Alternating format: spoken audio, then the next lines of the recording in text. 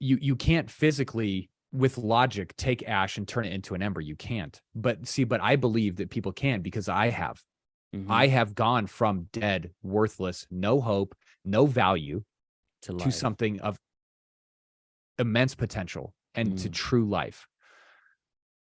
And so that's what my mission is, man, is to show people how to do that. You know what I mean? And plus it just sounds dope. Like From Ashes to Embers just sounds tight.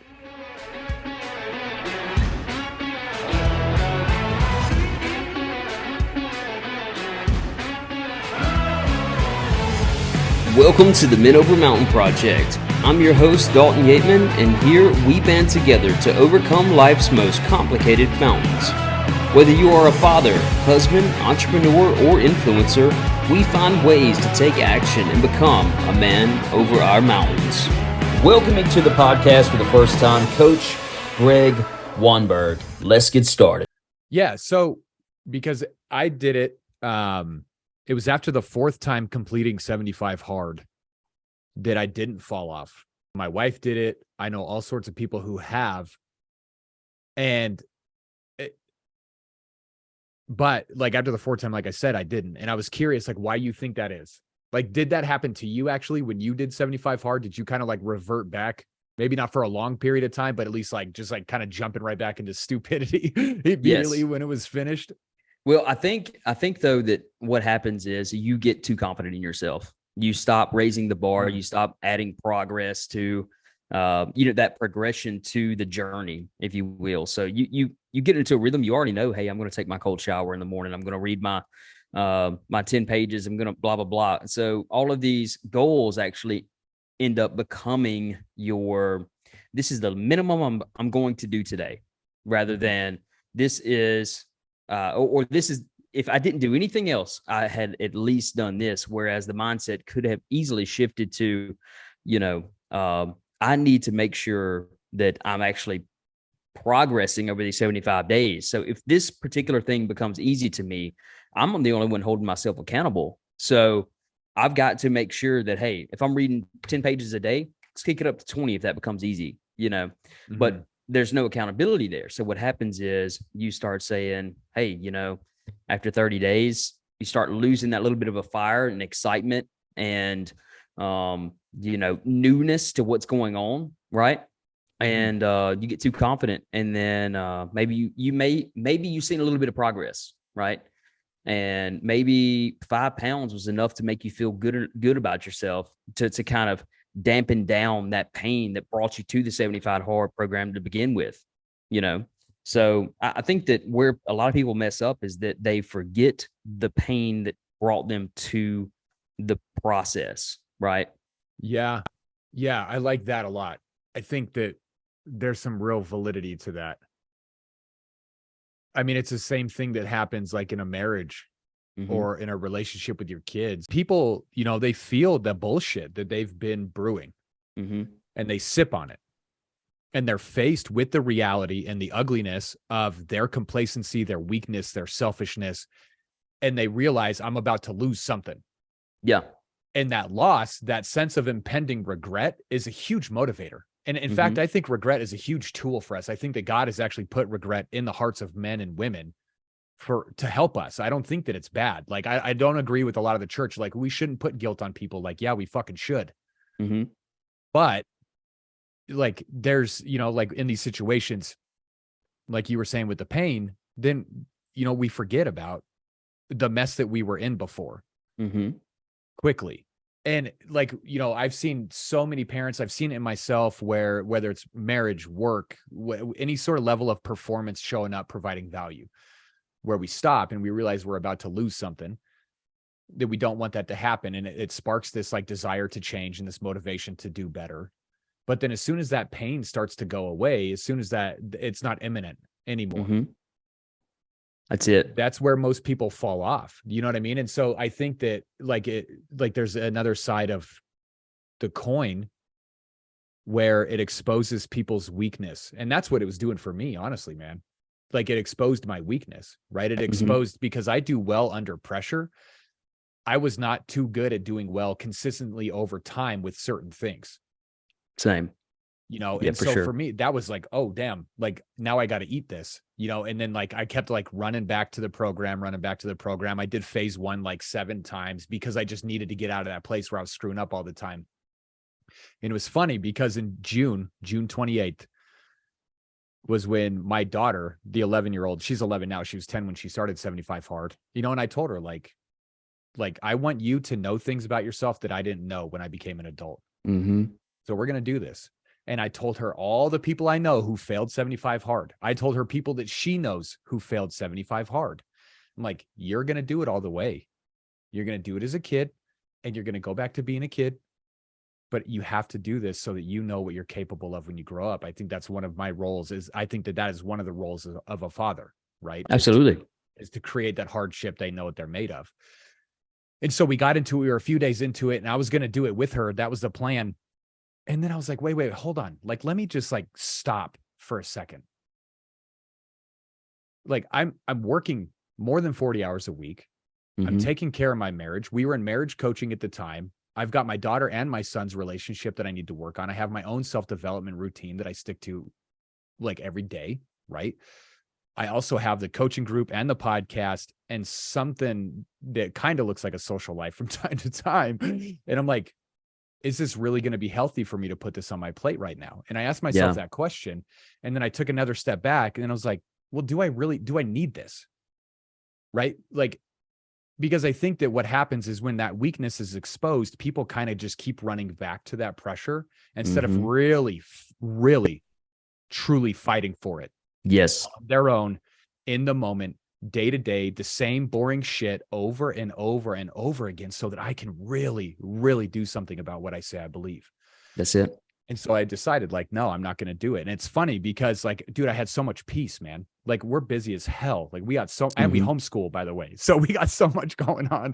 It's wild, but I had so much peace just like by giving myself this freedom. Like, no, I don't need to run back to 75 hard. I'm going to do things now that are just consistent. I'm just going to find a deeper place of steadiness and stillness in life. And I did. And it was wild. And then one of my co-hosts, her name's Christina. She's gone through the whole Live Hard program. Like she's met Andy Frisella. She's like, she plays a major role in lots of different like things like throughout the community, like Official Patriot Gear, Team Results Made, which is their coaches through First Form. And then she's my right hand for what I'm doing. She's my social glue. And she wanted to go back into it. She struggles with eating. And I told her like, well, Christina, like you may not need to. Like, I'm going to tell you what I just did a month ago, because I was a month into this. And I'm like, I'm going to tell you what I did and why I made that decision and what it did for me. And I think that it's going to be good for you. But like, you make your own decision. I don't think going back to 75 hard is going to be good for you. I think that this is your time to fight for this in the small areas, just day to day. And she listened and it actually helped her, which was dope. So I think like 75 hard is great, man. Like it is a good, nice splash of cold water for the soul to show you like, dude, you got way more time in the day than you think. You are so much weaker than you have perceived yourself to be. You are so much more full of excuses and bullshit than you have been honest about. Yeah, 100%. Yeah, I don't think that it's good if people just keep running back to it. I think that that's, well, did you graduate high school? Yes, barely. Yeah.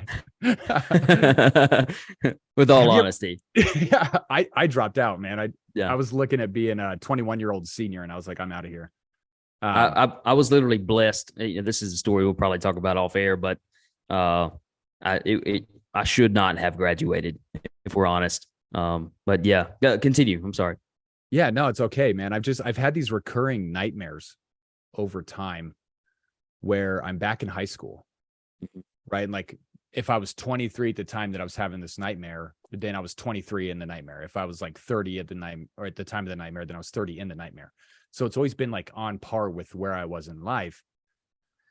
And in the nightmare, I'm struggling with classes and I look different than all the other students, right? I'm taller than everybody. Like I'm stronger than everybody. I got more responsibilities. I'm thinking of like bills and all this other stuff at the same time that I'm trying to get to class on time, remember where my next schedule is, like trying to remember my fucking locker combo and like, where's my homework? Where's my notebooks? And then halfway through these nightmares, I realized, wait, I'm not supposed to be here. Yeah. I'm like, I dropped out and graduated college. I'm not supposed to be in high school. Like, what am I doing? You And should be on meat and vegetables by now. bro, yes. Can we Yeah. move on from the elementary things? And I That's love it. and I think Andy would even agree with this. 75 hard is elementary. Like when you get to the point where you can actually do that consistently and live right and removing regret from your life, right thoughts, right actions, right systems over time, that's what the program is supposed to initiate. Absolutely. Yeah.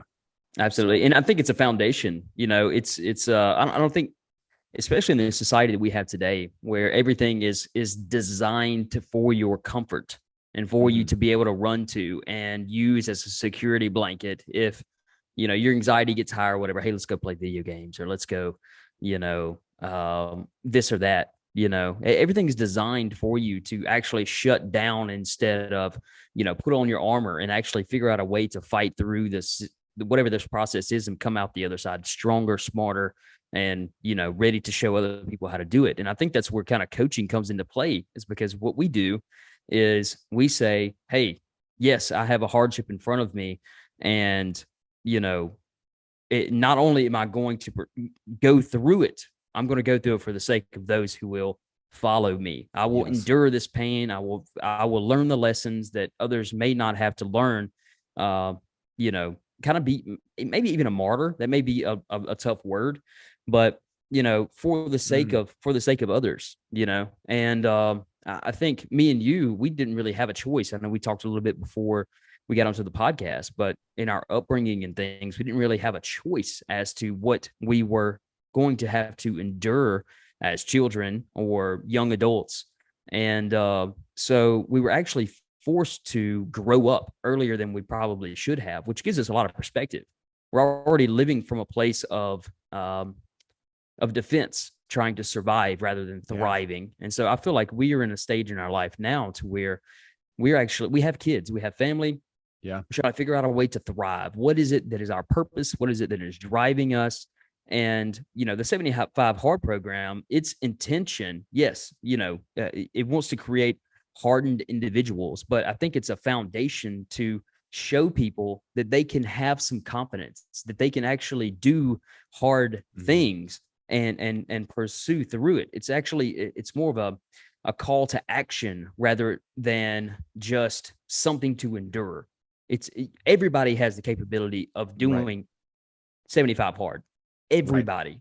It's the question of, are you going to commit to it? Commitment and action is what will, and consistency will pull you through situations like that. But once you find that confidence in yourself, once you find that fire and that passion and that purpose that you have, what are you going to do with it? That is the question.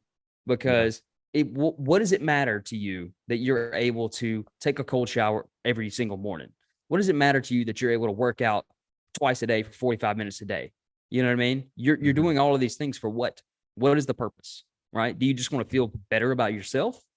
Or do you have a greater mission? Do you have a greater purpose? You know, for me, something that I've been really, I guess, playing with in my mind here lately, that I've been very passionate about is the aspect of being a patriarch, right? For my family as a Christian. And that episode was so good, man. I was like, oh my gosh, dude. And I've said it like on when we're chatting back and forth. I'm sorry to interrupt you. No, go ahead. Dude, I feel like you and Gabe right now are like answers to prayers of mine, man, that I've just like had silently, you know, Father God sees what I'm saying in silent. Like he hears me, he knows what I need before I ask him. And so I'm thankful to be here. That episode was dope. Yes. Amen. Well, it's weird though. I appreciate that. I really do. But I'm seeing that also in different areas, even in the secular world. You know, we're Christians and everything, but you know, you look out and you're seeing fathers standing up. You know, I had the opportunity to meet Jeff Younger here recently, who is actively fighting a fight for his son. You know, who his mother's actually trying to get him transitioned to become a female, and so he's fighting this major lawsuit and everything. But you see a man who sees a major problem in society, right? sees a major problem in what he believes in morally, and is I've never seen anybody with such an anger uh, uh, in wanting to protect their children. Now there's always like a physical danger that you want to protect your children from, right? Like something flips and you're like, okay, there's no way that my children will become harmed. But there are social things that we let slip through the door and to get into our household. There are spiritual things that we let slip into our household because it's not a tangible threat. We don't see it as a tangible threat. And as watchmen, I think, and as leaders and patriarchs of our household, we have to really, really, really consider what it is. We're the gatekeepers of our house. Yeah. And what we allow in is going to affect our children. Yeah. And then our children go out into the world and affect the world. Yep. So, well, and I think it starts a layer before that too. It starts with, who am I as a man? Who am I working to be as a man? And how am I living that? By example, in the home, that plays into the guardianship, the gatekeepership, that plays into what the children learn and how they develop, and then how they go into the world too, like absolutely. I believe that 100%. I think that if you look, it's funny because there's so many charismatic teachings on the New Testament, Holy Spirit and prophecy and all this stuff. The one thing that I hardly hear anybody talk about ever, there's two passages. One of them is Jesus, and he's saying, like, he's basically, I don't remember exactly what it says verbatim, so I'm just going to paraphrase. He's saying, does a slave get rewarded for doing what he's expected to do by his master? No. So then you shouldn't expect to either, was the point of this parable. And then Paul is saying that the standard, the expectation of a deacon, of a leader, is what? Is character. Everything was about virtue. Everything was about virtue. It wasn't about, like, can you pray in tongues? It wasn't about what kind of dreams are you having? Like, are you having dreams from God? Can you interpret prophecy? Like, no. Are you the husband of one wife?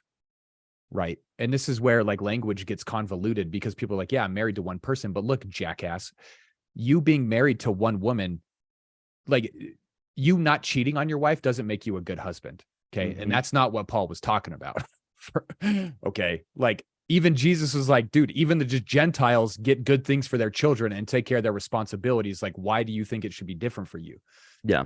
Right. Being the husband of one wife, being able to control your kids, being of sound body and mind. Like, these were the expectations. They were saying, if somebody wants to be a leader and they are not all of these things, don't listen to them.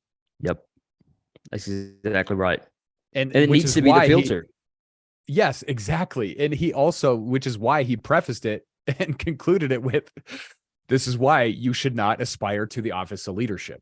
Because this is a heavy freaking burden, man. Absolutely. It's a heavy burden. Because if you were in leadership, their blood is on your hands.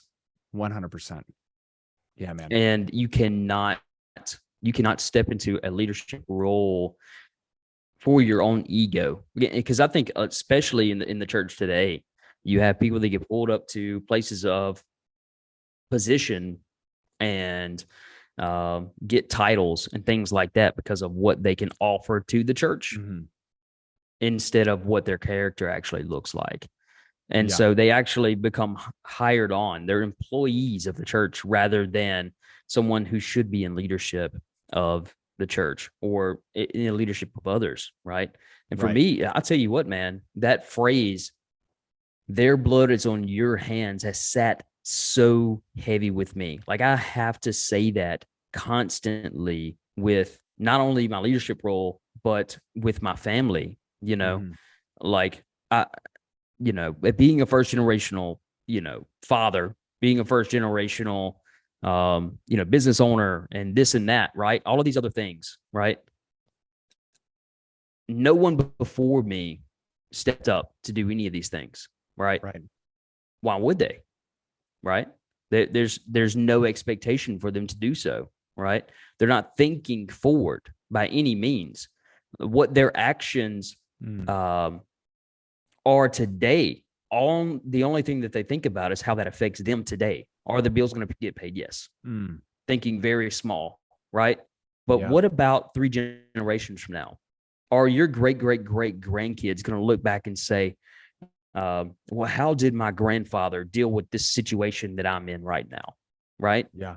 Yeah. What are you passing along into a greater generation? And we're talking about character here, right? Yeah. Because we're passing character along to our kids. Now, our kids, they are asking questions they have no idea how to verbalize, right? What do you mean? So, for example, when a kid is trying to learn, what they will do is they'll actually react. That they will push their limits, try to figure out how much power they have. They do this with crying or fake crying to see, if I cry, what is the response of my parents? That way I know if I get what I want every time I cry. Or, so they don't have the vocabulary to say, hey, I have a dirty diaper. Or they don't have the vocabulary to say, I want this type of candy, or, that they want attention or love or any of these other things. Yeah, I'm acting out because I'm pissed because you're too busy with other things. Exactly. I've had to deal with that. That's how I know that one. Absolutely. Yeah. Absolutely. Yeah. And so what they do is they react, they act out. And then how the father normally responds, because the father tends to be the person who is more orderly, tends to be more consistent, tends to be more on the justice side rather than the nurture side, right? They want to be able to respond in a way that is going to answer the question of that child. Is this right? Is this wrong? How does my father see me? Does he see me as, is he disappointed in me? He's asking all of these questions, and or your child is asking all of these questions. And so they act because they don't know how to ask the question with their vocabulary, right? And so the problem is that we have fathers that are more interested in sitting on the couch and just diving into their own little cocoon of security and comfort and shutting their mind off after a long day of work with no intention, with no intent to be present with their children, because they don't have any foresight. They have no idea how their responses are actually going to help or hurt their children, right? Mm-hmm. And so how do we cultivate that again in households? Because if you think about it, if you have a house full of chaos where every action is nurtured rather than there being justice given to some extent, or discipline being cultivated within the household, right? Because women tend to be, and I'm not saying every woman, but women tend to be more nurturing. And so the children would tend to get more of what they want rather than more than what they need, right? Right. And so me and my wife, we tend to have a little bit of a difference in perspective because I think so much foresighted and she's more in the moment, okay? So for me, I see an action that my kid is taking and I think about what that looks like. What is that parallel 10 in years the future? from now? 10 years from now. Oh my gosh, man. Yes. Yeah. Yes. Whereas for, mothers, they tend to think, well, what does that hurt in the moment? What is it going to hurt if they have another piece of candy, or what is it going to hurt if they, And so having fathers within the household is extremely important, but we can translate that into our everyday life as well. There are other men that we can coach. There are other people that need fathers. Now, we don't have to discipline them or any of those other things, but they're asking questions also. Everybody's asking questions. Everybody's lost. Nobody knows what direction to go, or everybody has their own issues and they haven't taken the time to sit down and actually map out how to get out of their issues or anything like that.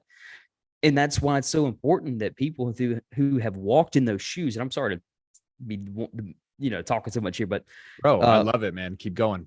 People that have walked in those shoes, they have a perspective that no one else can have, right? They have an experience and no one else can have. And so they can actually help coast you along. Hey, walk with me as we deal with your situation. I'm not saying that you're gonna win every time. I'm not saying that you're going to, flip a switch and everything's going to be okay. No, but I'm willing to walk with you. I'm willing to give you advice whenever you're willing to receive it. and Yeah. we're going to keep fighting this together rather than just living in chaos. Yeah. Yeah, man. Well, I know we're going to talk about a lot more of this down the road, but you like this character thing. This is where I start. This is like where I started with myself, man, was self-control. Mm. And I've been thinking a lot on this lately. Like I started asking myself the question, well, where does virtue start? Where does self-control start?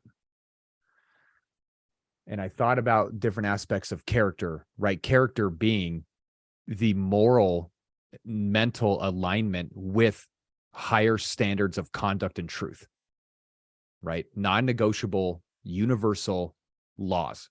Mm-hmm. And I thought of love, like maybe it's love, maybe virtue and character start with love. And I'm like, yeah, but then love is still a choice, right? So where does that come from? You know what I think it is? It's self-control. I think it really comes down to self-control. Because if you look at somebody who's trying to change and they can't even just fucking work out for 4 days a week because their coach said to, right? You look at somebody who's desperate to be better, to be different, to have more of life, to not struggle with the same things they've been struggling with, and they can't even just take 5 minutes throughout the week to ponder, right? They can't stick to a simple morning routine that fits their life, right? Like they can't just not drink. They can't just like do the things that are good for them when they don't want to do them, and then just avoid the things that aren't good for them when they want to do them. You know what I mean? Like that. Yeah. But I think it comes down to that, because when we can dial into that, when we can tap into that place where we're resisting, like looking ahead, like I was talking about with regret, this is something I talk a lot about, that I can tell this is not going to be good for me. So I'm going to make a choice now so I don't have to deal with that. That's right. self-control for one, but then that opens you up to the goodness, because the truth is, man, like goodness and love and peace, they are freaking pursuing us. Every step that we take, every moment we're awake, goodness and peace and truth and love and harmony and safety and security and vision and prosperity. Like it is like, I am right here, man. I am freaking right here. That's it. And it comes down to the wine and the wineskins. Like, but I am here. But you have things in your head and in your heart that you refuse to let go of. There's no room for me. I can't come in with this. There's no room for me here. It's a dying to flesh. It is 100% a dying to flesh. And it starts with simple things, like the crazier thing is, man, like the more I look at my journey, the more I look at what I've had to overcome, where I'm trying to go, the things that I've helped people with, the people that have fallen off, everything, right? The people that I look up to, the people who I know who are on the path, everything. It's so simple. Like it really, really is so simple. And if we can find ways to tie in just self-control, because look, like when I started working out, I care more about physique now that I'm 36 than I ever have. Right. But for me, it was when I didn't work out, I was more depressed. I was more prone to self-loathing, shame, right? Doubt, fear, listening to lies. Like that stuff it was pretty much loud all the time, no matter what anyway, but I couldn't resist it. My shields were down and it would hit me. But then when I would just work out, man, when I would just go and I would just do a bunch of front squats with chains on the bar, or I would deadlift, or I would do burpees and med ball slams, when I would just sprint and just let that rage come up. Absolutely. Like it didn't affect me the same way. It didn't have the same hold on me. And I was like, okay, like what is that? Well, when I go and work out, I'm making my body do something just by choice. Yes. I know it's going to suck. My lungs are burning. My knees hurt. My wrists hurt, right? I don't want to do this. It was so much easier just to sit on the couch or have a beer or whatever, but I'm here. And when we do that, at the same time, what we're showing life and what we're showing all that dark things that people struggle with, all those weaknesses, all the excuse, whatever is going on, all of it, every single bit of it, we're showing it like, hey, I'm actually in control here. You're not in control. You're conquering. That's what you're doing. 100%, man. And it's crazy because it really is so simple. And again, like I was saying, if we could just find these ways to tie in, dude, tiny pieces of self-control into our daily life and then just stay there, right? Yeah, and start absolutely. thinking at a higher level, staying around the right people, and then just, okay, I'm just going to control myself. I'm going to control myself. I have a plan for my body. I have a plan for my nutrition. I've got a plan for my mornings. I know that this is what I need to be putting into my head, that I need to be present in my mind. And if we just, these are all small things, right? Like, it doesn't take you 10 hours a week to be fit. Like, it doesn't. Yeah. And the workouts that I love, man, they're like 20-minute burners. I warm up a little bit. I do 20 minutes and I'm out. Like, I go back to my life. Like, 2 hours in the gym is freaking ridiculous. I love, it's cool that people do that. Unnecessary. I don't want it. Yeah. And it doesn't take that. You know what I mean? And like, being on the 5 a.m. club is dope. Being up early is dope. You don't have to be up at 5. If you're up even 45 minutes before you normally would be, and you're giving yourself time to hydrate, you're giving yourself time to focus on what you want to think. What do I want to think today? Not like, ooh, what am I struggling with? Dear diary, like, I hate myself. No, listen. You take the reins. Take the fucking reins. Yes. Yeah. Dude, 45 minutes is easy. That sets you up for so much goodness in life. You know what I mean? And into mental health coming into it too, because that's big for me because of what I've gone through. It wasn't until I started adding more self-control to my right ways of thinking and the right pursuits I already had in my life that I started to heal. Because again, I'm controlling myself. Like, then if I feel the depression, I feel the anxiety, I feel the fear, I feel the shame, I feel the failure. I've already proven today and this week and this month that I'm in control. Then when this stuff comes up, like, I'm still in control. I have mental clarity to fall back on because I can be aware of what's going on and I can choose what I want to choose, not just react and just go with the flow.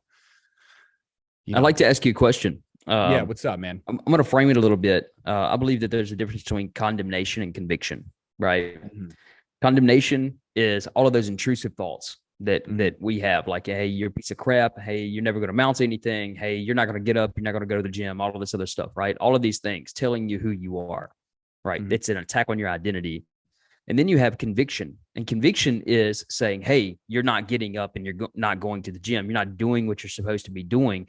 But here's your opportunity to change that, right? Right. And so it has a hope attached to it, right? So conviction is having faith that there is hope. Condemnation is having faith that there is not, right? And so the question is, do you feel like whenever you have that internal battle, mental battle to yourself, that it is you making that decision to choose conviction over condemnation, right? And so you're saying, hey, I refuse to be a victim. To understand your question, I was writing down something you were saying. Sure. I mean, you're asking me like about the mental choice that goes into that in the moment, whether I want to roll with conviction or I want to roll with condemnation. I think it 100% is a choice. I think it 100% is a choice. And I've seen it. Like, I think that I know that to be true because I've seen it in my life. Like, in the moments whether I was suffering from something mental that had nothing to do with my life, or I was going through like a consequence of decisions I made, or just working through messes and just developing and on the path like everybody else. Yeah, man. Like, there's always times for me. It's always like this, like, opportunity for me to just believe that there's no hope, believe that I'm stuck, believe that I can't change, believe that it's too late, to believe that I'm not equipped, to believe that I'm not qualified, that I can't do good enough. Right. But like, I don't actually want to believe that. I don't.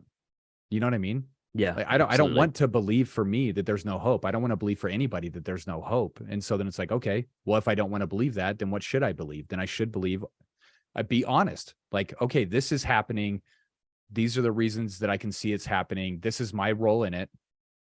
Okay, so let's own that, but there's still hope. What can we do right now to show that? What can we do right now to show that there's hope? I think whenever I'm first talking to a client who has no direction, has no, understanding of how to get to where they want to be, it's maybe they've tried before, right? And then failed. They fell off, right? I think it's because of their lack of hope. So us as coaches, what we do a lot is we actually cast a vision for our clients and say, listen, this is what's possible. Here's the roadmap. I'm proving to you that this has been done before. I'm proving to you that you can do it. Every week when you're giving me progress reports and you're showing me you're losing 2 pounds every week, you're doing a great job. You're proving to yourself that there is hope every single week. And that's what's going to keep you going, because you're actually becoming more confident in yourself, first of all. But it's not just about the confidence. It's about the hope that you're able to hold on to, that future is attainable. Right. Yes. And so pursuing anything without hope or without having, that roadmap is very, very hard to stick to. Yeah. Yeah, man. Yeah, I agree. What I like to do is, for my clients, I have like a pretty intense onboarding process, and I don't stick to it like too tight. Like I try to like listen a lot. Like I'm very curious about people and try to feel out like, okay, like where's this person? Like, what are they needing right now in this moment? They got one-on-one time with me. How can I provide the most value? But one of my staples is like, who do I want to be? Who do you want to be? Who do you want to be? And working backwards, even if you don't know. Like for me, I couldn't answer that question, man.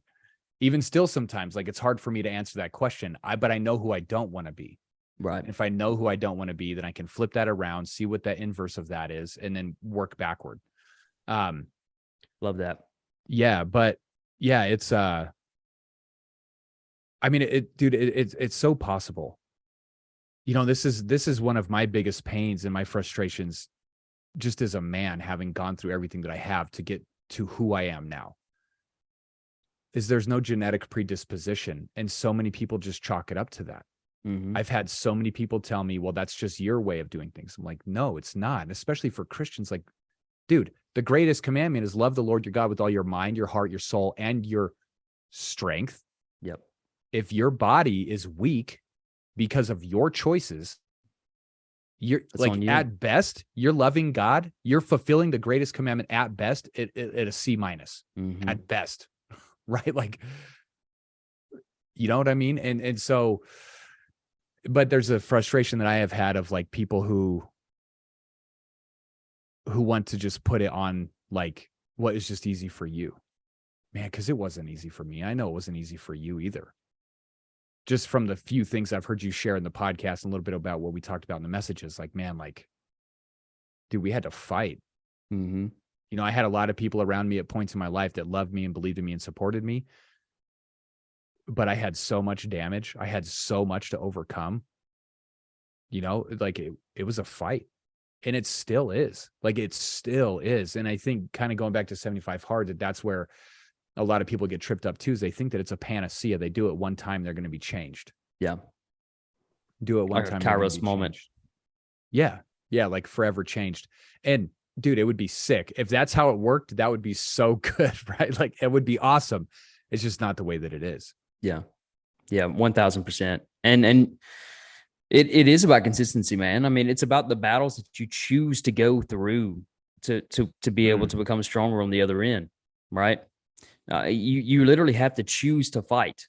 And I think a lot of our social issues kind of pan out to be that no one has ever had actual struggle in their life. They've never had to pursue any struggle in their life. So they're constantly trying to find something to fight against, right? Everybody's built to conquer, right? And so right now we live in like a mental, there's a lot of mental disorders out there, and I'm not, here to downgrade any of them, you know what I'm saying? But at the same time, whenever you just want to fight other people to be right, whether that be narcissism or whatever. What I mean, at what level of physical, you know, struggle have you had to go through in your life, or being homeless, or actually being in a place? Because here's the thing, and I guess is what I'm boiling it down to, is that you'll never see anybody that's grateful for where they are in life, regardless of their position or circumstances. You'll never see anyone grateful that has not been through some type of struggle, legitimate struggle. Yeah. Right. And so you see all of this arguing, all this bickering, all this division in society right now. And it's because they haven't been through anything that's caused them to understand that everything that they're comfortable with can be wiped away in a blink of an eye. Mm-hmm. And they can be homeless just like anybody else. They can be sick. They can be struggling with cancer. They can, have a short amount of time to live. And then they're grateful. Right. But what does it look like for you to be grateful for the life that you have now and choose to say, hey, I'm actually going to take the reins of this. I'm going to choose to do the hard things, and I'm going to become a better person. Why? Because I love that I have the opportunity to live. Mm-hmm. Right. And I don't think a lot of people understand that. And it's hard. It's hard to explain that to people that pain is a good thing, that it's a forging process that you have to go through. And I'm grateful for the things I went through. A lot of people use the phrase "an old soul" when I was younger, right? I was an old soul. I wasn't an old soul. I was just struggling. I'd seen some things. I'd seen some stuff, right? Yeah. You're bragging about my suffering is what you're doing, and yeah. And yeah, I'm grateful for that. I grew up really early, but also missed out on a lot of my childhood. Mhm. And, I don't want my kids to have to do the same thing and miss out on the childhood portion of Yeah. their life. But at the same time, I want them to be able to experience what it looks like to go through hard things and learn and build character and build confidence and build what it means to be a decent person that's actually going to make an impact on the world, rather than someone who's just constantly arguing about what's right and wrong. Right. Yeah. Yeah.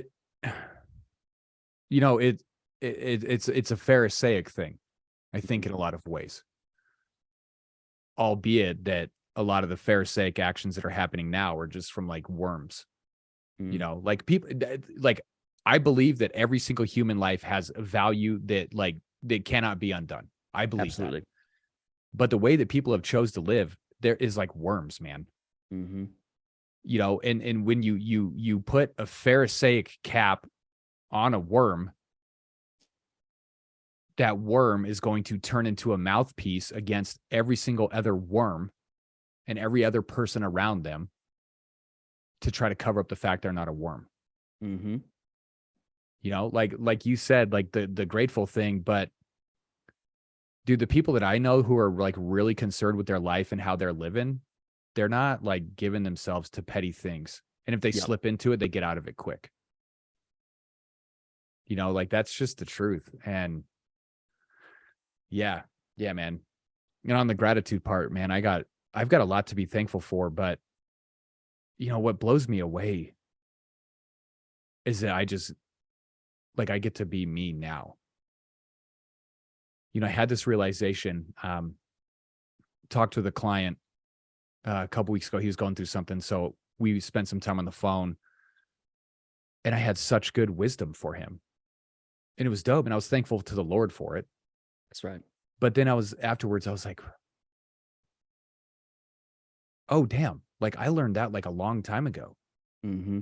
And I got to see like all these tiny places. I'm a very visual person. I like to imagine things, right? Same. And so I like took myself back into all those lonely times, man, when I was just in my room alone, when I was just by myself and it was dark, when I was hurting with beyond what I could even describe with words, just struggling, just straight up suffering, like bone aching depression. Mm. And that I decided, like we talked about, conviction or condemnation, that I wanted to believe that there was hope. I wanted to believe that there was hope. And then what I did with those decisions, just small things, man, just small things. Mm-hmm. Like you wouldn't even notice it happening. even if I was telling you that it was happening, it would be hard to like see it. And it just did that like over time, just over and over and over again. I just kept getting back up. I just kept getting back up, kept getting back up. And then it put me in this place where like, damn, like not only am I the man that I needed back then, this is how I like to phrase it with people, is like becoming the person that you needed so you can give them away.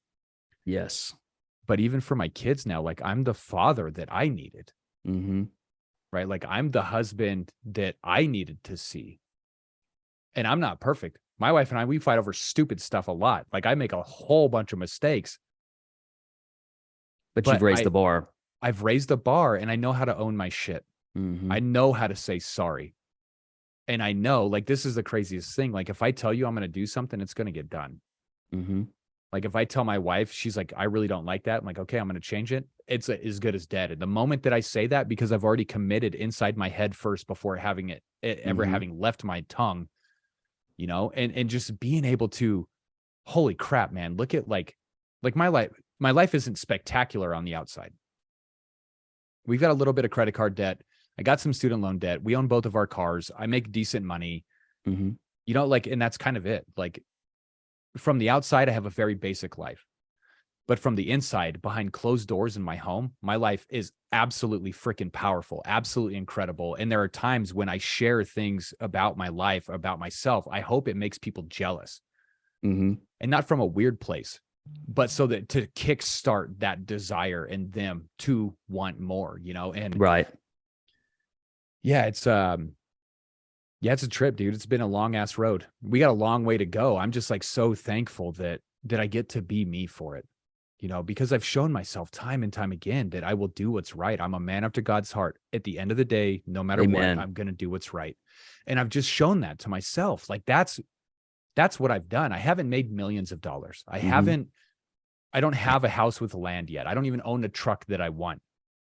But I know when push comes to shove, I can bet on myself because I've seen myself do it, Mm-hmm. you know? And You're taking one step of obedience every day because you got a clear vision of where you're going, right? And what's important to you and what the yeah, impact is that you want to make on the world, right? yeah, You're actually being a hope dealer is what it amounts to.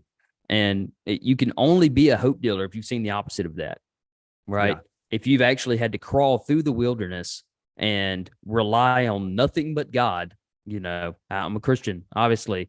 I believe that God dragged me out of that wilderness. He brought me through a very hard time in my life in order to condition me for where he wants to take me, right? And I believe this is anybody can take that with them is um really valuing that wilderness moment in their life to understand, hey, before I can actually become the person that I need to be for my future, I have to go through some things that are going to strengthen me in the process. And yeah. that's not going to be comfortable because No, if it was left up to us, we would stay comfortable. There's no reason to grow if life is comfortable. There's no reason to progress or become better or become stronger, become smarter. There's no reason if you don't know where you're going, right? If there's no right. vision. Okay. Mm, And so for me, you know, the Minerva Mountain Project, just for a minute, I want to share kind of how that was birthed. Okay. So I was in a very, very dark time in my life, right? I had lost one of the most important people in my life at the time. And it was my friend Spencer. And he died in a car accident. You know, thank God that the rest of his family lived. You know, they had broken bones, broken backs, broken hearts, all these things, right? And it was just terrible. But I've never experienced a loss like that, right? I've had family members die. I've had, you know, close people to me die, but nobody like my friend Spencer. And I begin to ask myself, why is that? Why is it that his death has left such a impact on my life? And it's because he was a spiritual father to me, because he did not allow me to just be comfortable. He did not allow me to go into bad places in my life and stay there, right? He always challenged me. He always, you know, was spurring me along in the faith or in my household to become a better person, a better father, a better husband, all of these things. Like he was not willing to allow you to be a weak individual. right? And so, along with him just being a great person, a great example, he was a fatherly person in my life. And so when I lost him, I never experienced grief before. My life was really weird. I was staying up, literally probably didn't sleep for days. I would just go on like 13-mile runs, 1, 2 a.m. in the morning, and just, not think about anything. Right. It was just really weird how I expressed my grief. Right. But in that time, I realized that I was in a dark place. I was failing in so many ways. Right. I felt like I was in a wilderness, and everywhere around me was like tall grass. Right. And then things would just jump out at me. I'm a very visual person too. So this is why it makes sense to me. So things would just jump out of me in life, right? They'd jump out of the grass, and I would have to fight that thing in that moment because it's face to face with me, right? But I have no perspective of what's coming. It's just whatever jumps out of the grass at me, that's what I'm fighting in that moment, right? And so I had no foresight. I had no vision. I had no purpose. I was just trying to get by. I was trying to survive. And so in my prayer time and in my, time of worship and everything, I felt, like the Lord was asking me a question. He's like, where are you failing? Where do you believe that you are failing? And answer the question physically, mentally, emotionally, spiritually, all of these foundations of health that I have been trying to help my clients in for such a long period of time. Right. And so, God said, well, this is how you're going to get out of the problem. This is how you're going to get out of the wilderness. You're going to come up here. And so I know this is going to sound juvenile, but I was reminded of that scene in Lion King where Mufasa and Simba are both up on Pride Rock looking over the kingdom, right? And Mufasa's like, all of this kingdom is yours. It was a reminder of who I am and the authority that I have and the inheritance that I have as a child of God, the creator of the universe, right? It was a reminder that I'm not made to be in a wilderness fighting small little things that pop out of the grass every single turn.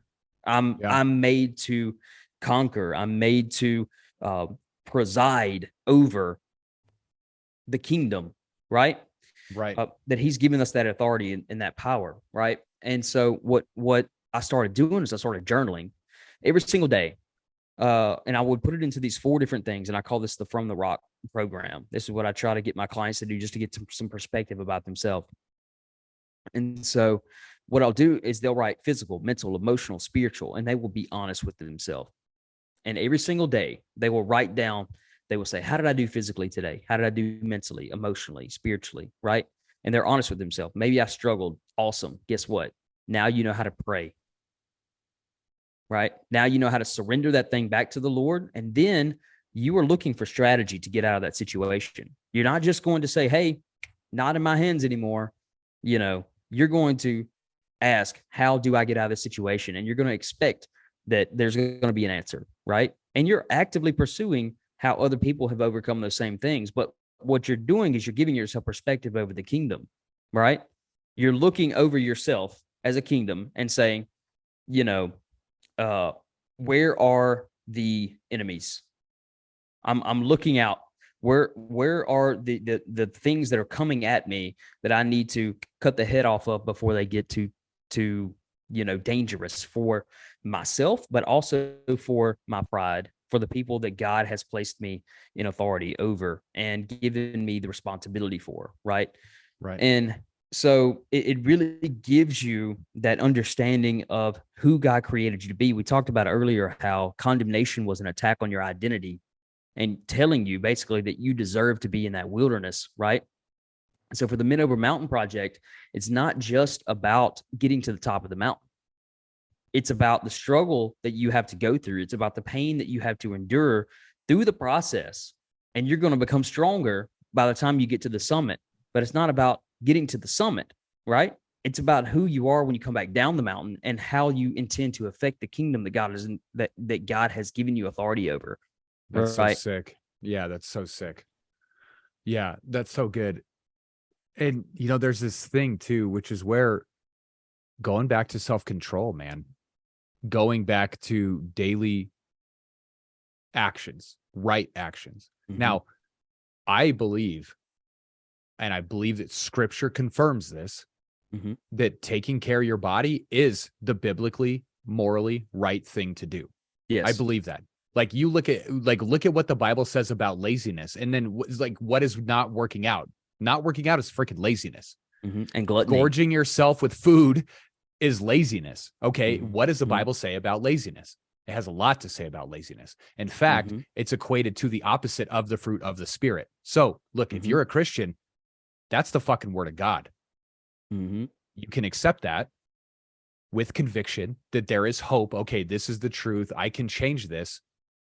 Or you can, wrap it around your neck, hang yourself from a tree, and just pretend like it's not fucking there. Yeah. But when we can create this deliberate suffering, right? Like a morning routine. Dude, when my alarm goes off, I don't want to get out of bed. Of course not. I don't want to freaking get out of bed. And like lately I've been like better at just being honest with myself about that, like letting myself just be pissed that I have to get up, that I can't sleep anymore. Oh yeah. But there are times where I don't want to stick to my macros. There are times where I don't want to work out. Like today, I did a 20-minute EMOM today. It's 2 power cleans at 75% of my 1 rep max. And then 3 burpees every minute on the minute for 20 minutes. That's only 60 burpees. 60 burpees for me isn't bad. You mix in a bunch of power cleans, like a good weight is like, holy smokes, dude. I don't want to do that. But if I choose to keep the promises I've made to myself, that is like a deliberate kind of suffering, right? So we all have to go through suffering. Like it is an arduous path. The kingdom suffers violence, and violent men take it by force, right? God, Holy Spirit, purpose, goodness, blessing, prosperity, joy, peace, strength, courage, all of it. They recognize the violence in the heart of people who are committed and will pursue. And they will they will step out of the way and let you have it. You know what I mean? Like that's in the Bible. Jesus said that. Well, I think people have a Go ahead. I'm sorry. Go ahead. Yeah. I was going to say, like, there is suffering and it is hard. Like when you get to these points of your heart where there's these finer details of your flaws, there's these finer details of like the issues in your mind, the issues in your heart that you have chosen, that you have carried, that it is hard to get through that. But if you can put yourself into a position where you're already suffering deliberately, just microdose, man, it's just like sipping adversity, right? Getting out of bed on time. That sucks a little bit. Okay, that's like some adversity you're sipping. Doing a hard workout sucks a little bit. Okay, that's sipping some adversity, right? Trying to control your emotions, that's hard. Okay, that's like sipping some adversity. If we can put ourselves into these situations where we're just sipping adversity on purpose, then again, like I said, when these other things come up, we're better equipped for it. Like we've already got dents in our armor. We're not going to be as scared or as thwarted by this other thing, whatever it is, because we're already doing it to ourselves, right? That's right. We're designed to adapt. Why? Yeah. I mean, why do you get stronger? Because your body needs to adapt to your environment, and God has given our body the ability to do so. I mean, if we were not supposed to be, it's from a strength standpoint, able to adapt to our surroundings, we would have died off a long time ago. But God created us. God created us for adversity, for resistance. And we are designed to adapt to that and become stronger, to overcome the things that we go through, not just to endure them and survive as long as we can, in our little comfort bubble, but to overcome them and conquer them and to come out the other side stronger and smarter and all these other things. Oh, yeah. I absolutely love that, man. I wanted to get into, though, your acronym is it Fate? That's Fate. it. From That's ashes to embers, man. I read that in your description. I was like, that is so good, man. I would love to hear kind of where that came from and, maybe how people can put that into action in their own life. Okay. All right. Well, let me rewind about 29 years. When I was a kid, man, and before I say this, like I want it to be clear that like I have forgiven with my whole heart. I have forgiven the people in my family that were villainous and hurtful to me. And I love them and I bless them. And I'm not determined by what they did to me. You know what I mean? And I've been forgiven for a lot. I was a freaking monster. Like, I was an absolute monster as a teenager and as a child. I was so hurtful to people that I loved. I was terrible. Like, legitimately terrible. I'm not just saying, oh, terrible, but like for real terrible. Mm.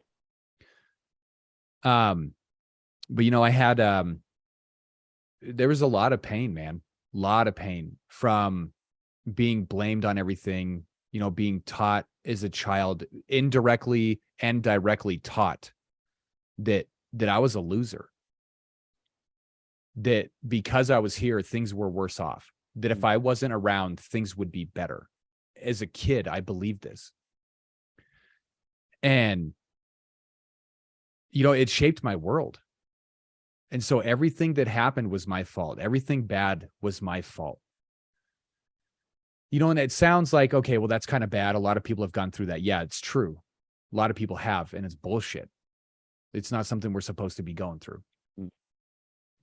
But the way that I internalized it, because I am a man of justice as well, I will do the right thing, is that I believed that I was the problem.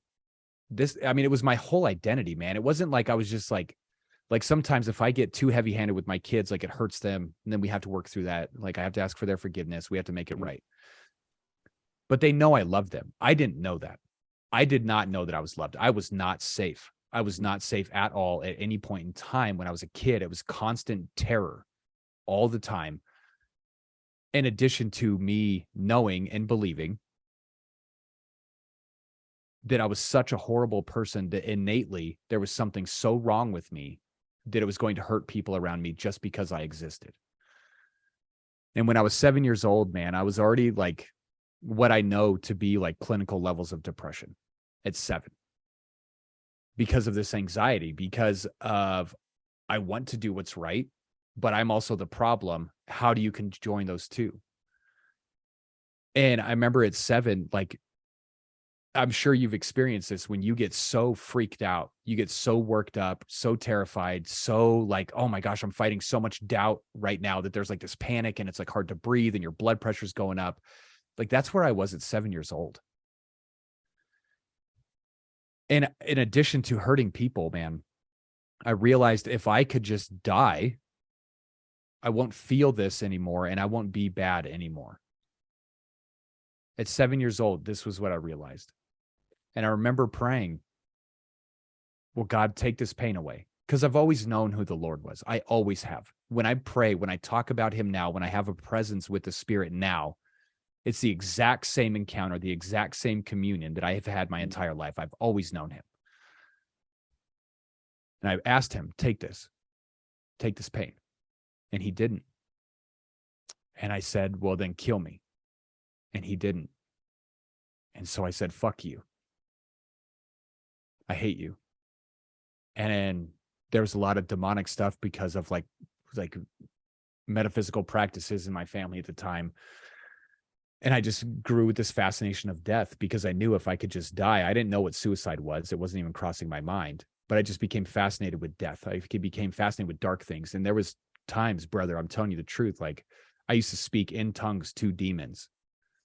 Like I used to encounter demonic things the way that I now encounter the Lord. And as a child, but it talked back to me. So I opened myself up to it because I felt like I belonged. I felt like I had a place. Yeah. So at a very young age, that's where it started for me. We get into like preteen years and I was so hurtful, man. I've done like horrible things. I was so hurtful to my family, people that I loved, just out of anger, just out of hurt, just of like, I hurt so much. I want to make sure somebody else feels that too. Yeah. And then I realized I was 16 years old. Well, I was about 15 well, actually I can inflict pain on myself. So I was like big into drugs. I was smoking pot all the time, drinking all the time, getting in trouble with the cops, like hardly at school, just a wreck at home. It was not pleasant at all to anybody. But I realized like, wait, physical pain can actually kind of like take some of this away. Like I hadn't known about killing myself yet. Even up to this point, it wasn't like on my radar. Mm-hmm. So I would burn my arms. Mm-hmm. And, you know, like my friends, they would all do it. Like we'd be drinking and we'd hold a hot lighter to our skin and like listen to it sizzle. And whoever got the worst one was like badass or whatever. It was stupid. But Yeah. for me, it was like, okay, I'm finally feeling something different. I'm finally feeling something different. In general, Yeah. but you can explain. Yeah. Yeah. Yeah. And then I got to 16 and man, my bones just hurt. Like my back hurt, like my nervous system. It's weird to imagine, but like I had like sprains in my freaking nervous system from carrying so much stress about being such a piece of shit, such a miserable bastard. There was no hope for me. I was never going to change. I was on this road where I was going to have a worthless life because I believed what was said to me. I believed what I was taught as a kid. And I was just so tired. You know, I just didn't want to do it anymore. It wasn't worth it. Like it wasn't worth it. I didn't want to go another day just perceiving myself this way. I didn't want to go another day experiencing life the way that my life had been. Right. And so I took a knife and I was going to cut my wrist. And, you know, like I didn't really want to kill myself. I just wanted to not live that way anymore. Mm-hmm. And so I had this moment where I was about to cut my wrist and I couldn't do it. And I was just like, dude, I'm such a pussy. Like I can't even kill myself. And then I like panicked, like now I'm stuck. I'm trapped here forever. This is my reality. And I just got mad and I started carving up my arm with this knife. And then I had a vision. And instead of like the dirty clothes and the trash and like the pipes and whatever was on my floor, all of a sudden it was just like a face on a Rolodex. And it flipped to another face and flipped to another face and flipped to another face. And it just got faster, faster, faster, faster. And it was hundreds, maybe thousands of faces. And I heard the audible voice of God. And he told me, if you choose death, they're never going to know me. Wow. If you choose life, they're going to know me through you. And at the time, like, it wasn't worth it. Like, I'm like, I can't do this. Like, I'm so freaking tired. And I knew like enough about like, and I was fine with that. I just wanted to leave. I just wanted to be out of here. Yeah. And that happened 3 nights in a row, man.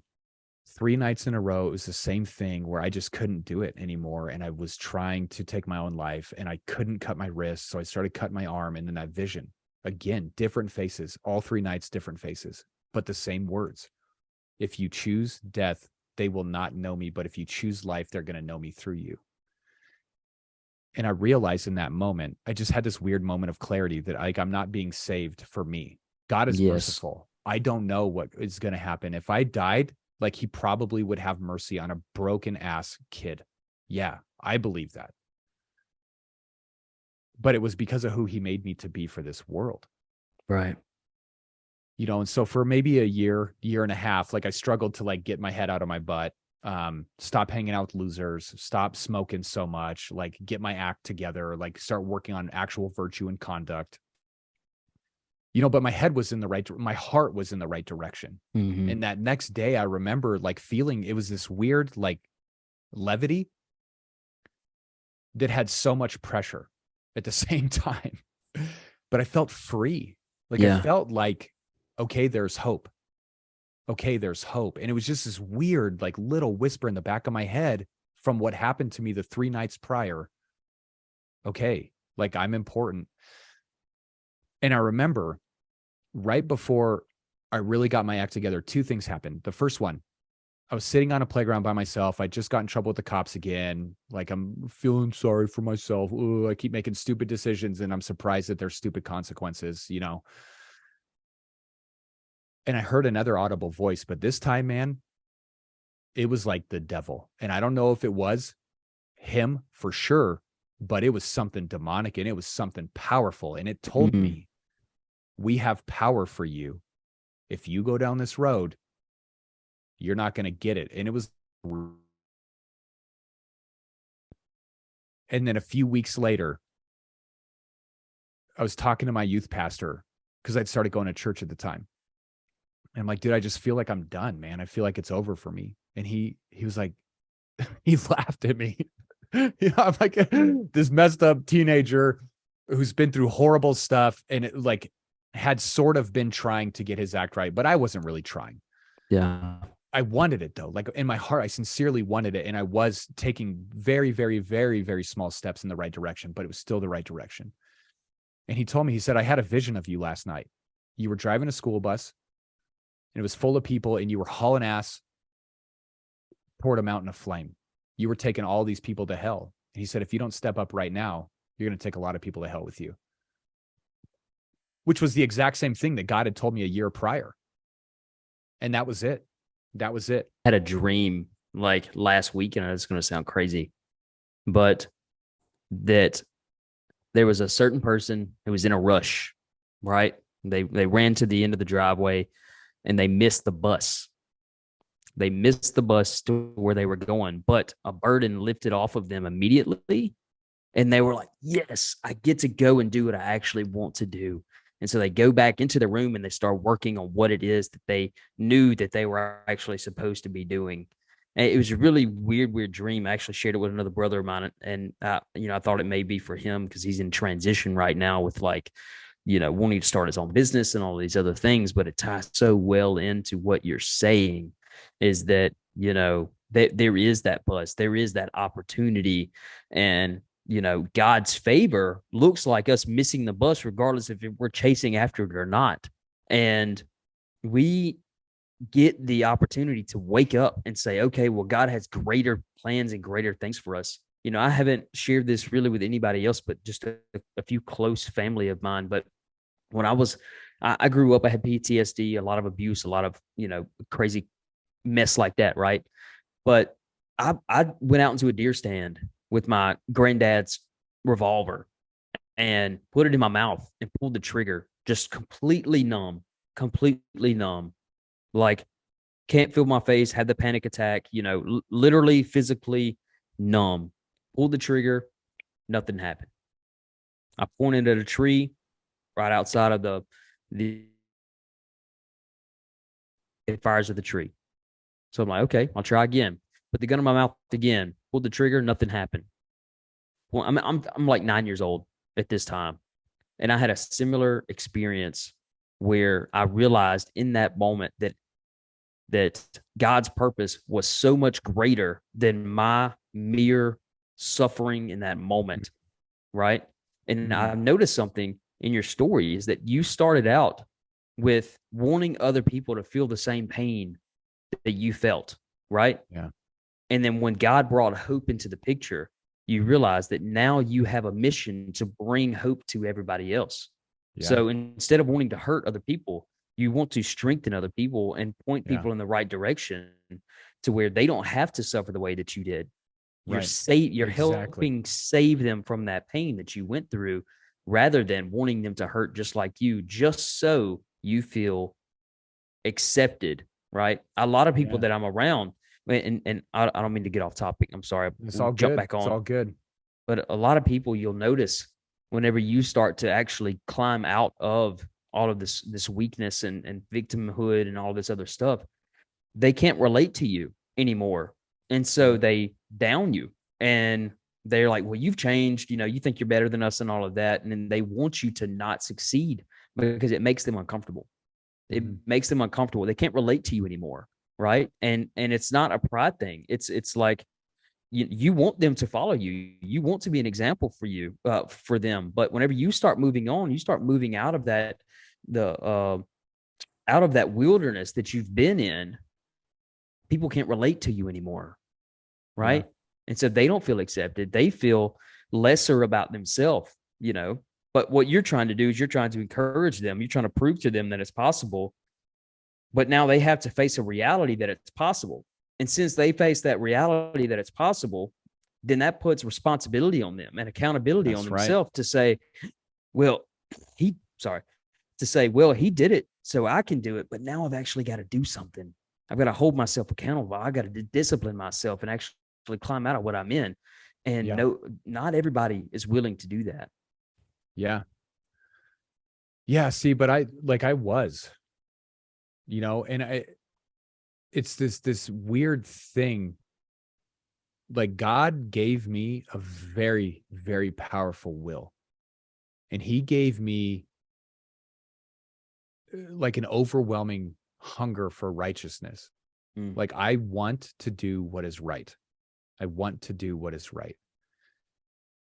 And so like those nights, and then a year later when there was that vision, it was just like, okay, like I'm ready to listen. And for me, that was it.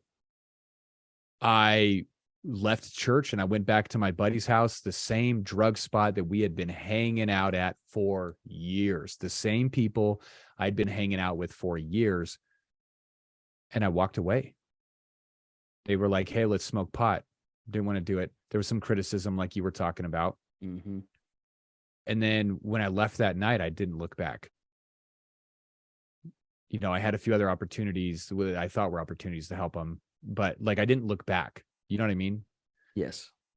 And that was it. Like that was it for me. Like, I'm going to read my Bible. I'm going to pray. I'm going to get help. I got plugged in with my youth pastor, who's like a father to me and to my brothers and so many other people.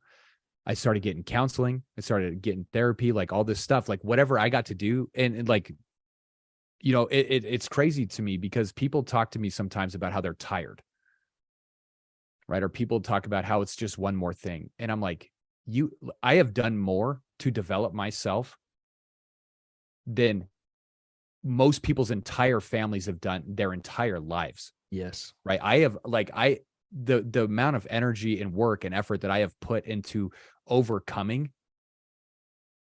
is more than most people I know.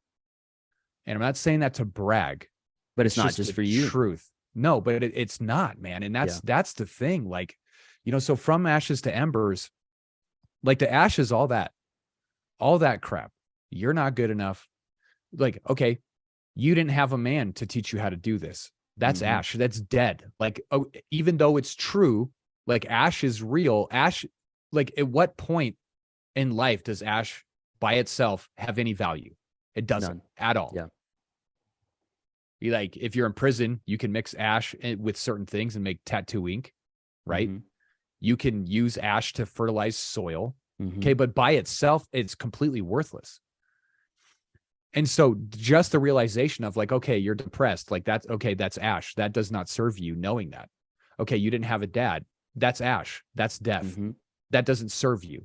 There's no life that will come from that truth. And then if you think about what an ember is, like if you're camping, the forest fire's dry, like how fast a forest fire can go up from one tiny ember landing on a bed of needles or a couple leaves is crazy. Like it's a big deal, right? There should be reverence with campfires. For sure. But an ember is just a tiny little thing that has the potential for massive power, massive impact, massive change.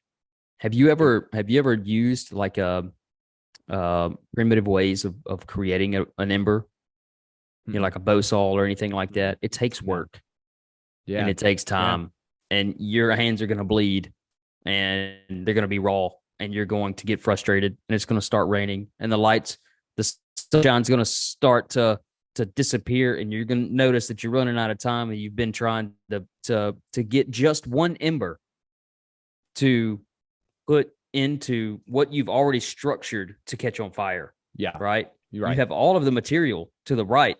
You have all of the material that you need for the fire. It can last for days, Right. But it doesn't matter if you don't have the ember. No, it doesn't. It doesn't matter at all. And that's the same thing. Like you can have as much desire as you want. You could be so consumed with wanting to be different. Mm-hmm. You can be so consumed with an awareness of what you've got to work on.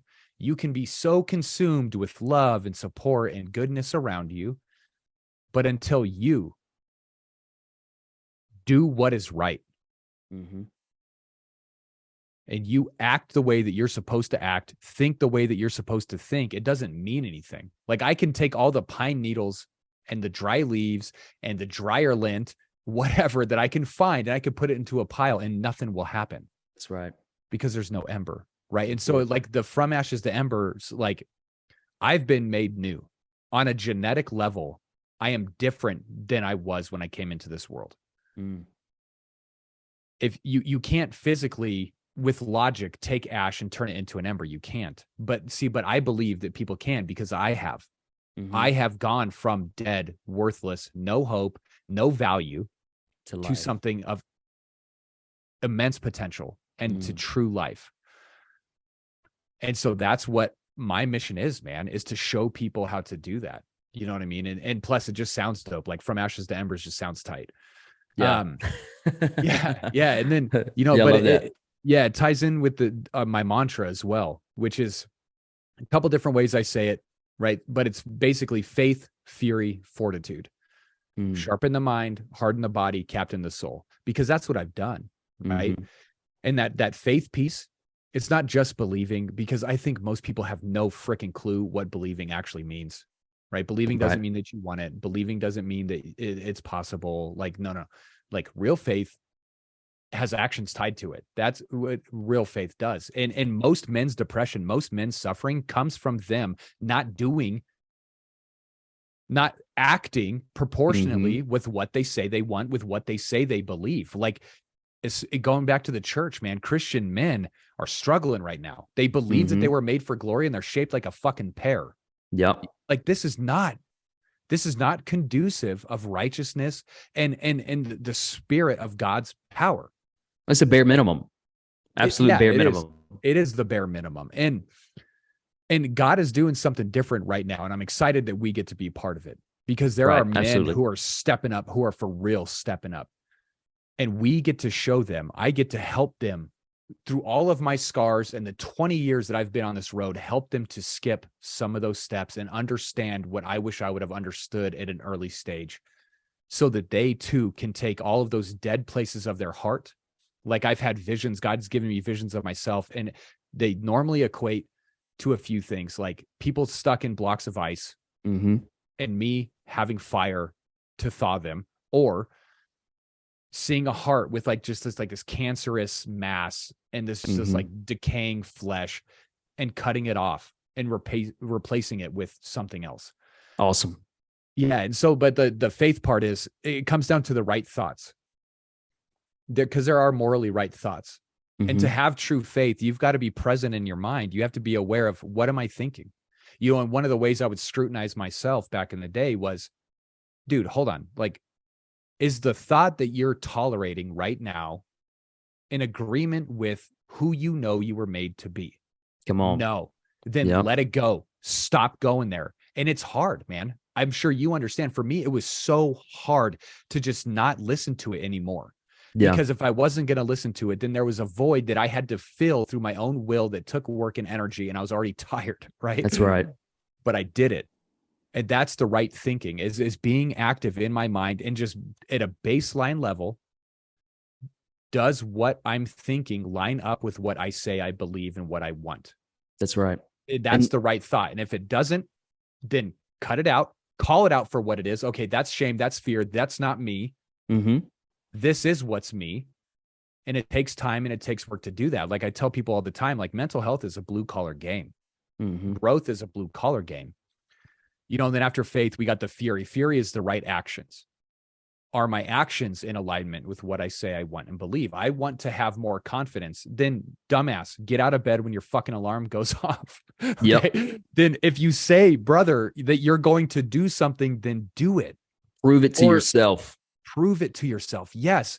But there's a second component of fury, which is active resistance and opposition to the things that do not support what I say I believe, which is regret. It is an active opposition of regret, right? And not to move away from problems, but to move into fullness and purpose. And the better I can pay attention to regret, like we touched on earlier, and the better I can have actions built into my daily systems that support what I say I want, like I'm on the right track, baby.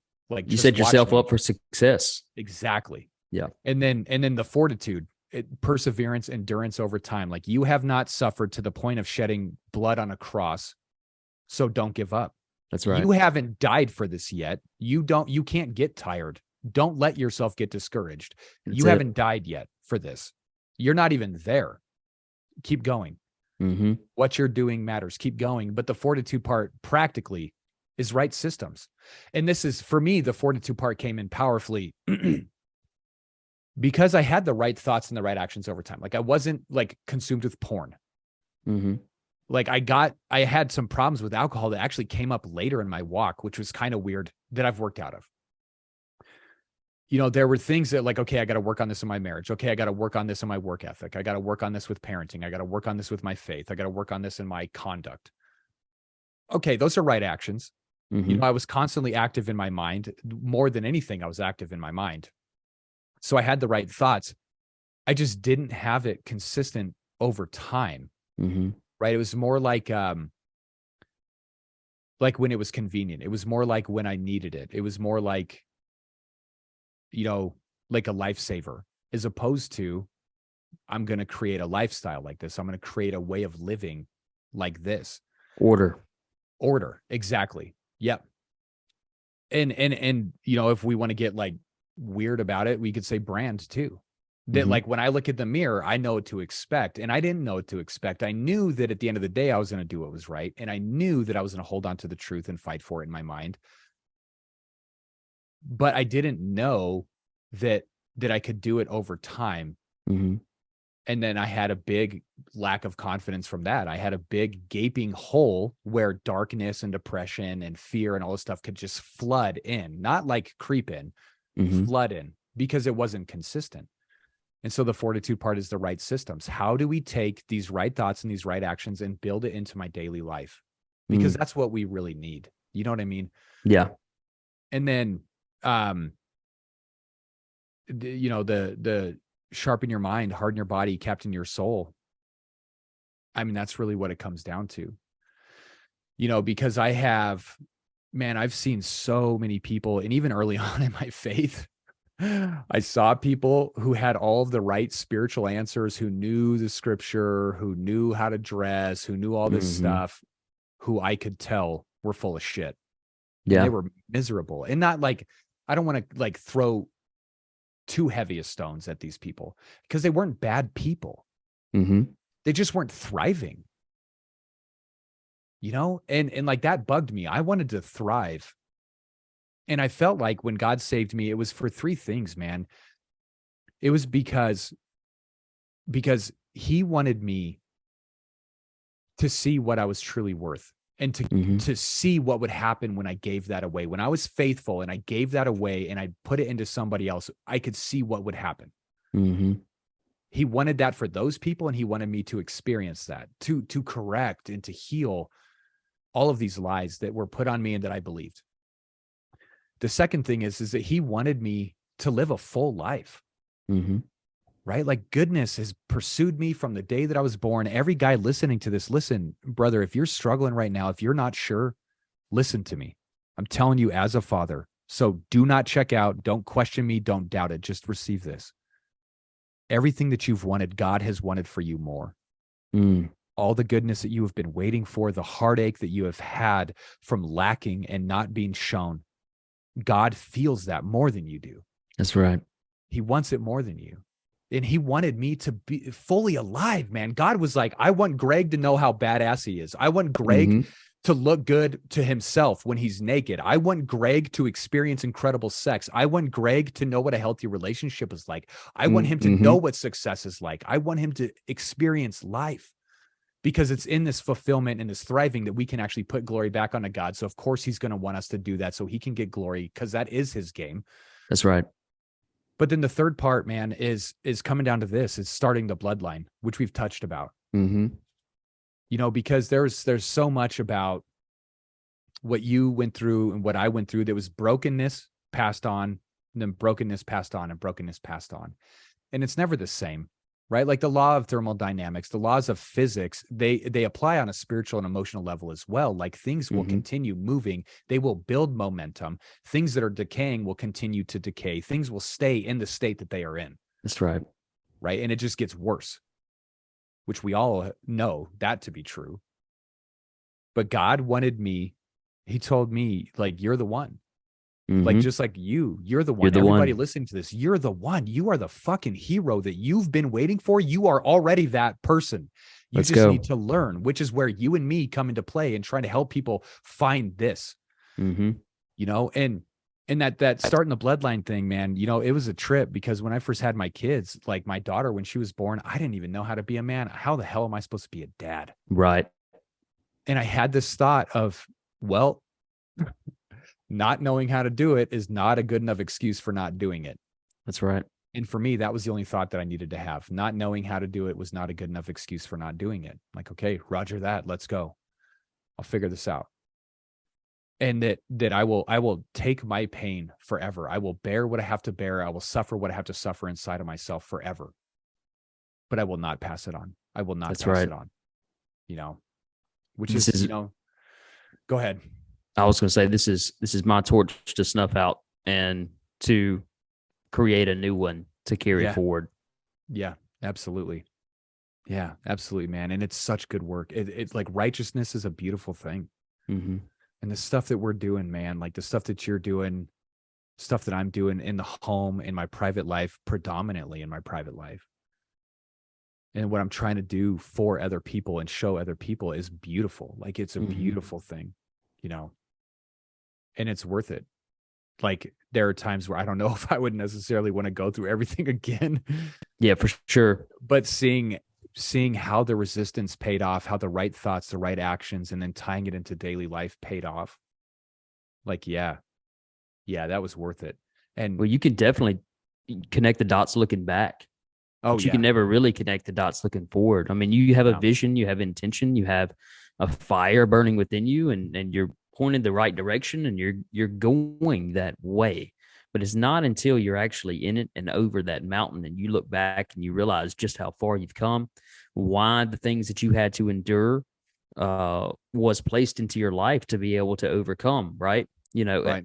There's situations where you get in conversations with other men and you don't know if you have anything to offer, right? Until they say this one thing where you relate and you're like, I have been there before.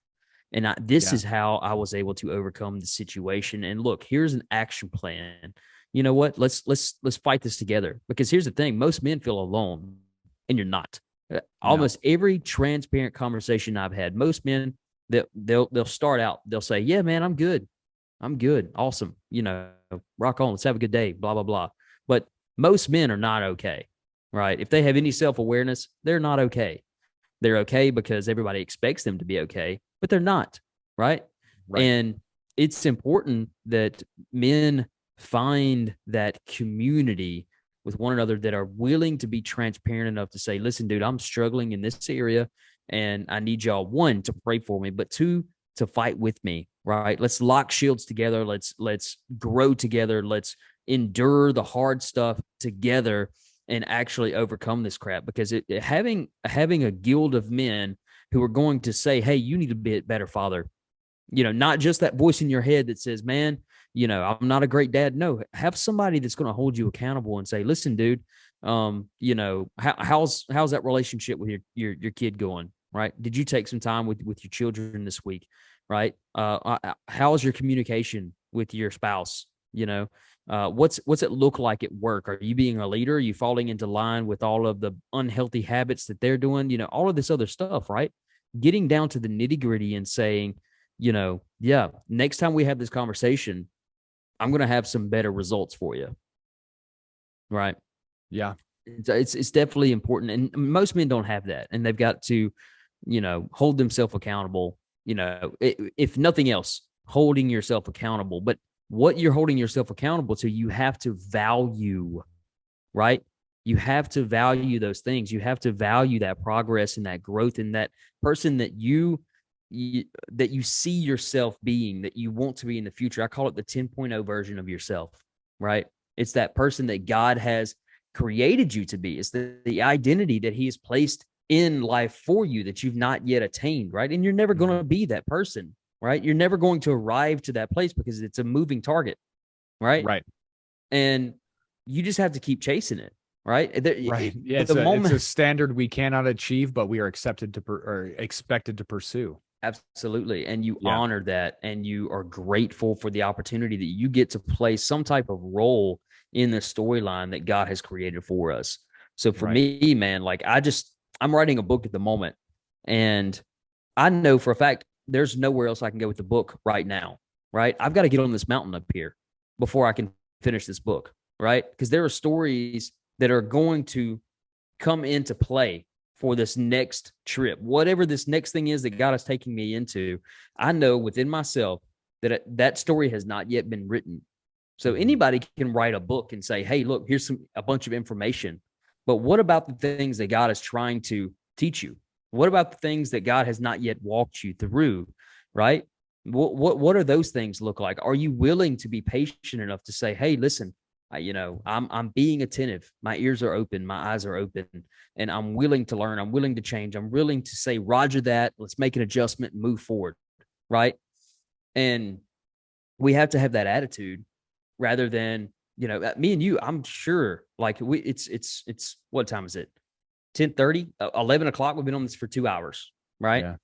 And it doesn't feel that way, but No. me and you both, we value this time together, right? I woke up this morning with a client of mine who's also a friend of mine at 4 o'clock. We met in my gym. We worked out. Awesome. It's 11 o'clock right now after a full day of work, right? The things that matter to you, you will make time for. The things that matter to you, you will pursue. The things that you want to your children to have, your legacy to have, you will make time for because their blood is on your hands, right? Yeah. Yeah. Yeah. And, I would rather die than go my entire life having not lived the way that God called me to live. Absolutely. I'd rather die. And like I said, man, I screw up a lot still. Like I am like in so many ways, man, I am good. And I'm actually working on like giving myself a little bit more credit because that doesn't come naturally to me. Little grace. Yeah. I Yeah. understand. Yeah. But man, I would rather die, and as hard as even some things get now, it's like, okay, like I would, like my most terrifying thing, I was talking to my wife about this. She was laughing because it's so opposite of her and so like different than a lot of people. Is the scariest thought that I have is just working at a desk for the rest of my life. Same. It terrifies me. Like it like hurts my skull, man. Like I feel like physical like pressure because I know I was made for more. And people are counting on us. Like there's people that you haven't even met yet, that I haven't even met yet, that are betting that we're going to be the person that they believe that we are. That's right. And every single man is that. Every single man is that. With everything that you go into, like we are that. People are counting on us to be the person that they hope that we are, that they believe that we are, that they need us to be. And we have got to stop letting them down, which means that we have got to get our private life under control. We have got to get on the fucking path, pick up your cross and get up the damn hill. This isn't about you. It's not about you, right? Like when I don't work out, I'm going to be an asshole for sure. Yeah. If I don't need a pat on the head. Yeah. If I sleep in, dude, I'm going to get depressed. I'm going to tear myself up all day. Like I know this, but it's not about me, because if I get into those places where I'm snippy or I'm irritable because I'm not doing what I should be doing, or I'm beating myself up, it's taking away from the people who need me. And I cannot afford to do that. That's right. And that is a worthy burden. That is something worth suffering for. Pour into yourself, or have God pour into you so much that what overflows, what comes out of you affects everyone around you, rather than you constantly wanting others to fill you up with your comfort or your affirmations or your fulfillments or any of that mess, right? Everybody's always looking for acceptance. I believe there's a difference between acceptance and survival, right? We get into the survival mode where, we're going to do whatever it takes for us to survive, right? Yeah. And survive the proper way, right? If it comes down to it, like, where my kids are going to need food on the table, I'm going to do whatever it takes for them to have food on the table, right? They're going to survive. But there's also another aspect where people will take the social aspect and say, hey, I just need to be accepted, right? Like as long as I'm accepted, okay, I don't really care about the survival thing. This may be a stretch. I'm probably gonna clip this out, but like something I've been playing with in my head is that like we have a society that's so much wanting to be accepted that they completely negate all of the survival um, instincts that they have, right? Like absolutely avoiding conflict by all costs, you know, instead of equipping themselves to overcome any aspect of resistance. You know what I mean? Yeah, But man. I do 100% for sure. And it's just a lie. yeah. Because you're not even truly accepted when you live like that. Mm-hmm. When you subject yourself to those standards, those expectations, that way of life, you're not actually accepted. It's vain and it's momentary. It is 100%. Yeah. And nobody's dumb. You know in your heart that you're not where you should be. Mm-hmm. And if you can't even accept yourself, man, like no wonder you feel like crap all the time. Mm-hmm. Yeah. Well, if you're in constant battle with yourself, but not actually doing anything about it, you're gonna stay in that depression. You're gonna stay in that low place, you know. Yeah. Yeah. And you're depressed because it's not about the situation that you're in or anything like that. It's about the agreements that you've made with your lack of hope, right? It's convenient for you to say that there's no hope, because if there's no hope, then that means you don't have to take any action, right? And so, like you were saying, getting disciplined, just doing it. And I know that phrase has been, just pandered upon people, but just do the things that you need to do to become stronger and smarter. Yeah. Go hit, like, here's the thing, man. Like, you don't put armor on and just stand on the sidelines. You put armor on and go into battle, right? Yeah, you don't need armor if you're just going to be in the background, not doing anything, right? Put your armor on, go into battle, and be the conqueror that God has created you to be. Exactly. Yeah, man. And we all have a warrior inside of us. Mm-hmm. Every single one of us does. The God that created us is a warrior, right? We all have this thing in us, and it's the warrior who is able to endure, to persevere, the one that is bearing up under the pressure of life, the pressure of the mind, the pressure of the heart, the one who's resisting, the one who's standing firm is the warrior, right? A lot of people's warrior is like beat to hell, locked up in a cage, starved, blamed, castrated, whatever. But for people who are on the path, like we have got to get back into our own corner. We have to. Mm-hmm. We like, I need that from me. I need Greg when I'm struggling or when things are coming up. I need to be able to look to myself and know that I'm not going to be shamed, that I'm not going to be rejected, that I'm not going to I'm not going to pretend that I'm not there, that there's not a problem. But I also need to be able to count on myself. When shit hits the fan, when it gets rough, man, when it's hurting, I need to know that I have my own back, that I'm going to keep doing the things that I need to do. Right. Because if not, like, there's so much there, it's just weariness. It's just weariness upon weariness. We just put on ourselves from not living right, from not thinking right. And we have the power to do it. Every single one of us has all of the strength and opportunity we've been looking for already inside of us. Most people just need to be shown how to do it, which is what you and I do. We show people how to tap into that.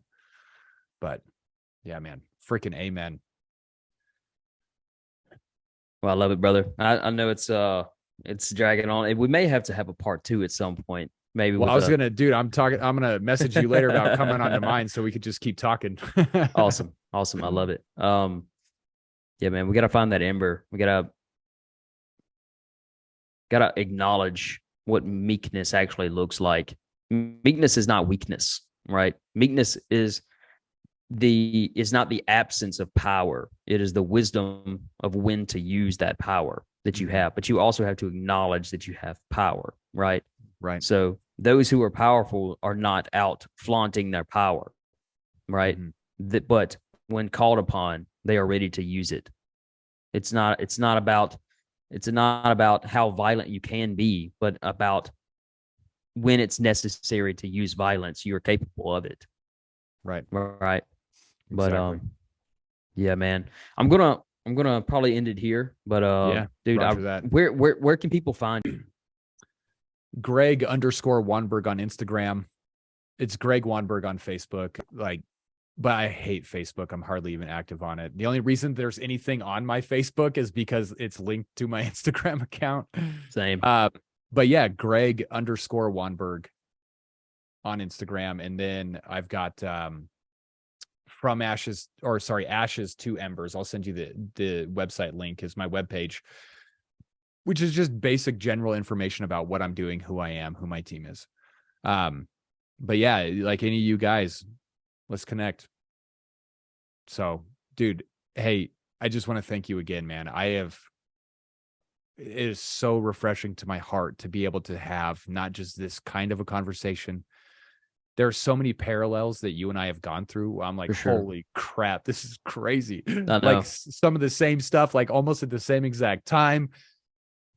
And we're on the same path and we are submitted to the same king. And I'm just like, dude, thank you. Like, thank you for having me. I love that I found you somehow. I don't even remember how. Yeah. Yeah, definitely a God moment for sure, man. And for sure. You know, what I'm seeing is that, and I know we're going to end this or whatever, but what I'm seeing is that, yes, we have these small fires lit across the world right now. You know, we have a bunch of men wanting to help create men, you know, wanting to lead men, wanting to show men how to be men, wanting to bring fathers back in to the household and back into the nation and back into leadership and politics and all these other things, right? Yeah. The father's been gone all, you know, for however long it has been gone. The father has been gone. And what we're doing is we are trying to represent the face of our father and who he is, and to be that ambassador and to have other people follow in our footsteps as well as we follow him. Right. But what I'm seeing is that there's a unity in those fires. Those fires are starting to kind of come together, right? We're finding one another. We're becoming a larger community.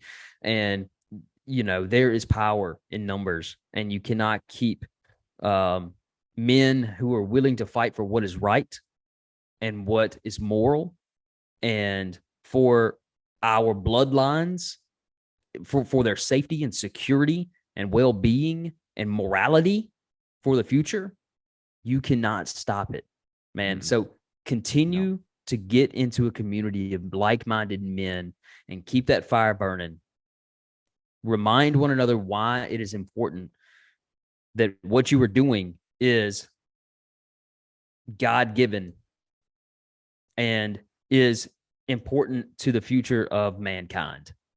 Yeah. And when I say mankind, obviously I mean the world, right? Because right now it is being led by immoral people who have no moral compass, who is just being led by, you know, the whims of the enemy, right? And when I say the enemy, I mean the evil forces, right? But anyway, with that being said, man, thank you again for joining the podcast. I know that we have a lot more to conversate about in the future, so everybody be looking for that. You know, as usual, I want to offer the opportunity for those who are interested in coming to the next event at Four Pass Loop in Colorado for the Men Over Mountain Project for 2023 to go ahead and go to ironlionhealthcoach.com and check out the event. You can go ahead and RSVP, or we can have a conversation and you can learn a little bit more about that. What that entails is a 25-week program that is periodized. So we're going to start with your foundation, then we're going to move on to your strength, endurance, and then we are going to recover and prepare for that mountain experience. But it's not going to be easy, and it's not going to be fun. You're going to find out if that 25 weeks you put in the work necessary for you to overcome those mountains. And you're going to learn soon, because the mountains keep you honest. You'll get into those mountains and it's going to be rough. And there's no turning back. Once you're in the mountains, there's only one way out, and that's moving forward. And or a helicopter. And praise Jesus, we haven't had, needed that. So but yeah, I'm saying anybody can do it. Mm-hmm. Anybody can do it. You don't have to be qualified. We are going to condition you to be ready for this mountain. And the mountain isn't just about how physical you are. It's about how mental, emotional, spiritual, spiritually strong that you are. And we're going to grow in all of those areas. But anyway, thanks again for joining the podcast. I look forward to our conversations in the future. And everybody, make sure to like and subscribe my page, my buddy Greg's page here. I'm going to put all of that information in the description. But yeah, God bless. Y'all have a good one. Overcome those mountains.